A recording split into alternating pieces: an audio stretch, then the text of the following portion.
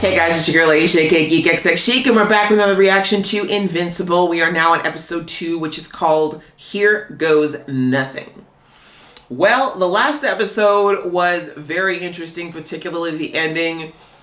Wow, definitely did not see the supposed hero of this world lashing out at his own team, or what I assume was his own team, and actually killing them all. And not just killing them, but killing them in the most brutal way possible.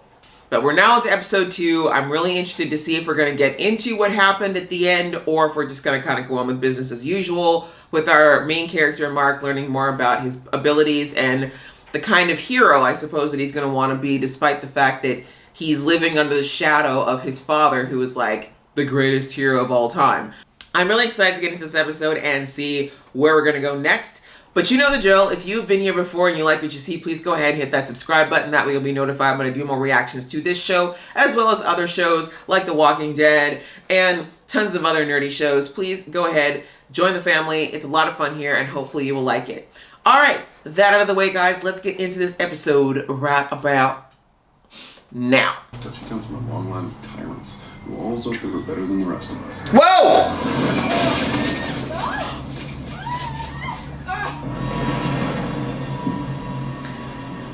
Let's see if you wake up and you're proud of your handiwork. Wait, what are these ghost soldiers? What's happening?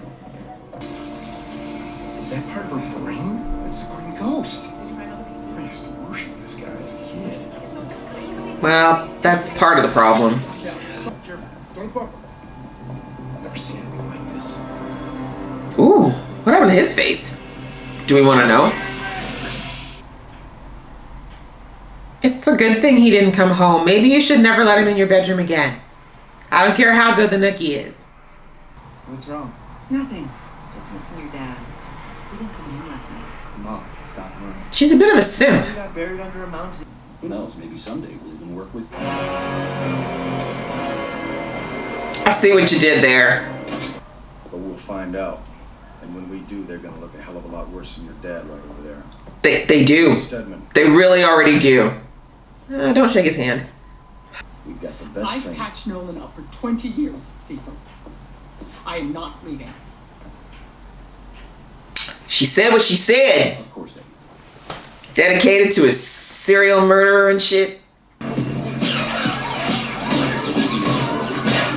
So, are these like Viltrumite neighbors? Because these look like aliens, and they look like they're pretty set up. Don't panic. Don't puke. Don't panic, don't puke. Mostly don't puke. Oh. It's okay. It's okay. I'm here. Are you hurt? Get her out of there!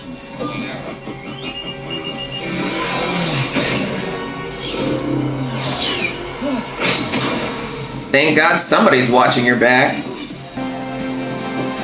Okay, we got another Team B.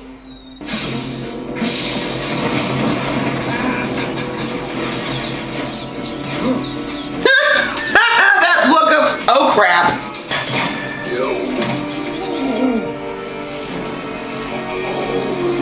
Wow, okay, so we just like mosquitoes? We just have a half-life of like an hour? What's going on? Or is it something about Earth they weren't prepared for? Arrgh! Try to be like Dad. Don't be like Dad. Dad's a murderer.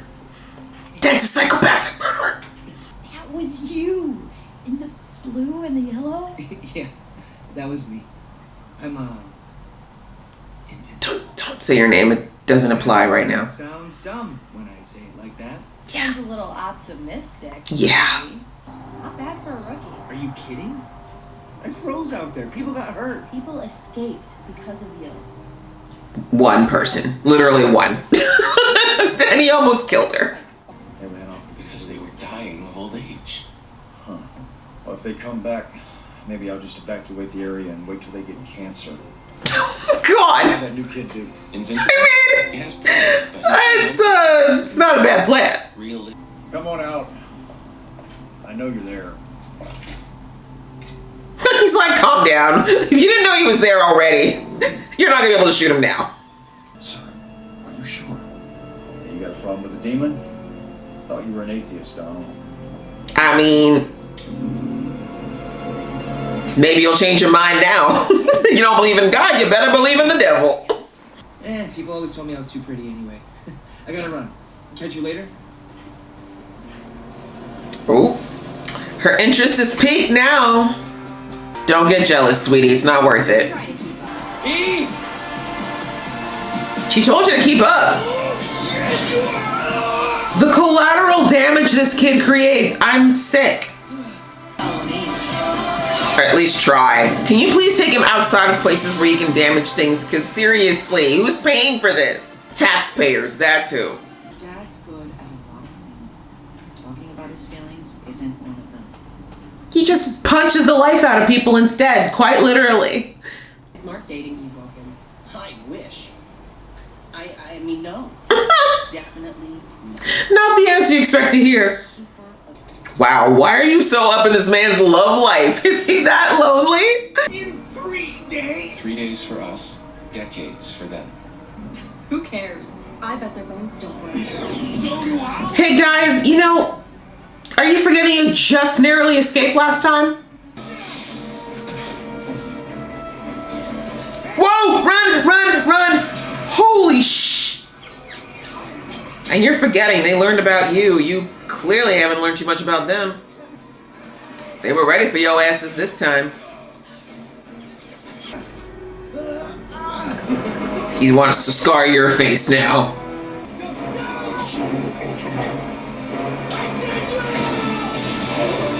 Okay, there we go. Motivation. Not today, bitch. You're getting to lose the other eye.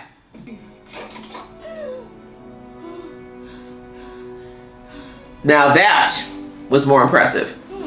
Better showing than last time. Oh, I guess you can't go. Oh, there's your thing that keeps you from aging. No, he's like, don't look at me. See, it would have been great if you guys had a speedster. Still mad at you, Omniman. 49,000 kilohertz. Inject it, quite literally. There we go. Die, old man. How did this guy still live? I take back everything I said about you before, and I said a lot. I don't know. I got mad. No, they said she'd recover. It's part of the job. Come on, let's go home. Time for some real food. Dude is such a dick. That's part of the job. She just died. Anyways. My costume back. I don't care how torn up it is. It's classified, and I want it back. Go get it now. Does no one... Okay. You're still injured. I'll go. Okay. What? Why not? He's not that tough. Mark can take him. Oh, wonderful. That's your solution. Could you define not that tough? And also, can Mark breathe in space? Because last time I checked, he couldn't. Easy. How do I breathe in space? Thank you. Neat thing. So what, he holds it the entire time? Why can't I hear you in my head? Where else do you keep your brain? That was a great answer to a pretty interesting question. Sucks to be you, then. Sorry. I don't know why Cyclops jokes make me laugh, but they do. What? Are you using your time out? Hey, time out. What? Why did I get time out? Huh? How long can he hold his breath?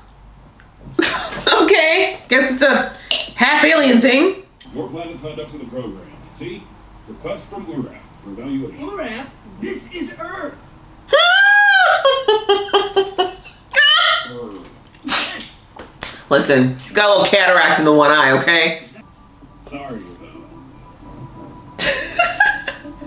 I kind of love that the entire conversation was telepathic. That is so creative.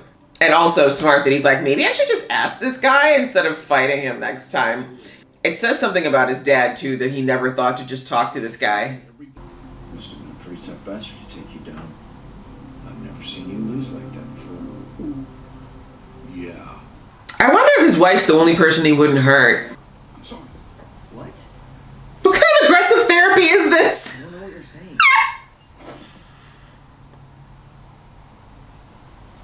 I'm sorry I kicked your ass, okay? Oh, Okay? thanks. Right? Like, how do I process this? Amber Bennett also wants to know if you'd like her number. What? Do you want Amber's phone number? Why are you so loud?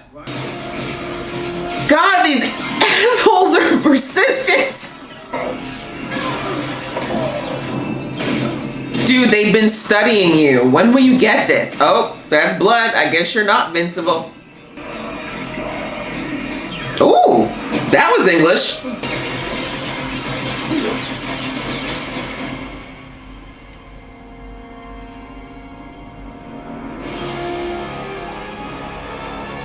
My turn. He's a bit ragey. Oh, now you're running again. Can we find a way to make sure these portals don't keep coming? And get that jerk with the one eye. They're like, nope. We don't know why you're obsessed with this earth. We get our butts kicked every time. He'll be back. Dad. Omniman's your dad? Maybe. I'm sure he's explaining nicely why they should leave us alone. Pretty sure he decimated their entire planet. Oh God. Okay, well, he's not coming back. He really likes killing things, like a lot. Sir, you don't need to decimate their entire planet. A lot of those people probably are not. My God, he turned himself into a nuke. Yeah, a lot of those people probably weren't soldiers. Ooh, I'm sorry, that was a sweet and that shot. I need a shower. Dad! Wow. So their dimension, he aged. I'm at a loss for how to report this, but the Guardians of the Globe are dead. Interesting reaction. I mean, he didn't seem happy, which I guess is a good thing, but dang, wow. What an interesting episode too. Sorry guys, I feel like I didn't talk a lot, but these episodes are really fast paced. It's kind of hard to like watch and comment at the same time. Well, clearly neither Mark or his father are completely invincible. They're damn close. But it was interesting to find out that, you know, with the, what do they call them? The Guardians or whatever their name is. They were able to, when working together, they were able to put a serious hurting on him. And honestly, they probably, if they had worked together to take him down before they figured out that he was going to murder them, they probably could have killed him. It turns out he was hurt pretty bad because he was put in a coma and, you know, he was there for that way for a while. But I still have a lot of questions about him because he is not your typical hero by any stretch. And I mean, again, this is very realistic because a lot of people have theorized, you know, that someone like a Superman, for example, which is what I'm kind of guessing this guy is kind of based on, like an alien from another planet, living on Earth, choosing to protect it, but having this crazy, almost godlike power. And a lot of people have argued that, you know, in reality, Superman probably would not be as benevolent and kind and, you know, just, oh, I'm just going to always do what the Earth people want me to do. Like, most people believe that Superman totally would just decide what he wanted to do. He would kill people, and how would you stop him? Right? Like, really, what would you ever do to stop him from killing whoever ticked him off that day or didn't get him his latte hot enough? You know what I mean? And we're kind of getting a taste of that with Omniman in that he's not just necessarily, from what we've seen so far, going out and just killing innocent people, but he's got a dark side, and it's pretty deep. And he is entitled. Like, the way he acted at that hospital to that woman working there, my suit is, you know, it's, what did he say? It's classified, and I want it back. Go get it now. Like, excuse me? You can dial that attitude all the way back. She's just there. Like, she just works there, sir. She didn't take your suit. But he's ordering her around like she owes him something. And I get a sense that he probably feels like the entire planet Earth owes him something. He's got a crazy rage response. And I'm wondering if it's always been like this because it does seem like Mark's mom is, what's her name again? I keep forgetting her name. Deborah. It always seems like Deborah, like she is picking up that there's something off. But I think she's just, you know, episode 1 made it very clear she's very in love with her husband, which is great, right? Like, that's the way you want to be after who knows? It sounds like she said like over 20 years that they've been together. She's still obsessed with him, and that's not a terrible thing, but the downside to that kind of blind love is that it will sometimes keep you from seeing the truth about somebody. And I think her gut is telling her something is off with him, but her heart is not letting her explore it yet. I don't know what it's going to take, to be honest. Maybe she's going to have to see him do something completely off the rails before she'll finally allow herself to listen to her gut. But I think we're seeing in just those side glances and those little moments that she realizes something's off, but she's just not sure what it is. And again, probably doesn't want to believe that there is something off, because with somebody that powerful, again, if he snaps, the world is screwed, right? That's the bottom line. Same thing with Superman, right? Like if Superman decided to snap one day, Earth would be decimated in a matter of minutes, right? So it's a scary thing, and I think she doesn't want to believe that that's the case, or maybe she believes that her and Mark will be enough to keep him from teetering over that precipice. But I don't know, he might have already gone, and maybe he's been there for a while. Interesting, this guy that they introduced with this facial scar, I forget his name, but he seems to be kind of like your Nick Fury-ish type of character. You know, he's kind of running things, but he's not. He is not above using any means possible to get the answers that he wants, like that investigator, the demon investigator. It looks like he was putting together the pieces of what happened, but I'm thinking if he has to touch the material or the person or the blood or whatever of whoever experienced something, he probably would either have to touch Omni's blood, if any of that is still there, or touch Omni himself to know what happened, because we noticed that in those recreations, he only saw like a shadowy figure doing the killing. So I was like, why can't he see him? But I'm thinking now, the way his abilities work, he probably would need to touch Omni to see Omni's perspective of what happened. Which brings us to what happened, or what his perspective is. And his story is that he also got a distress call, and that he showed up and no one was there, and then the lights went out. And then when he woke up, he was in the hospital. Now, somebody in that Guardian group did say that they thought potentially he was being controlled, and that would potentially work with the story that he gave, but he also just could have heard that before he passed out and thought, hey, that's a really good cover story, actually, and I can use that to cover what I did. I don't know how to, I really don't know how to read him yet. He's a really good character in that it's really hard to see what's beneath the surface yet. For him, obviously, life is just nothing. Like human life, alien life, life in general. The way he murdered the group, the way he's murdered all those people on that planet, or all those aliens on that planet, life means very little to him.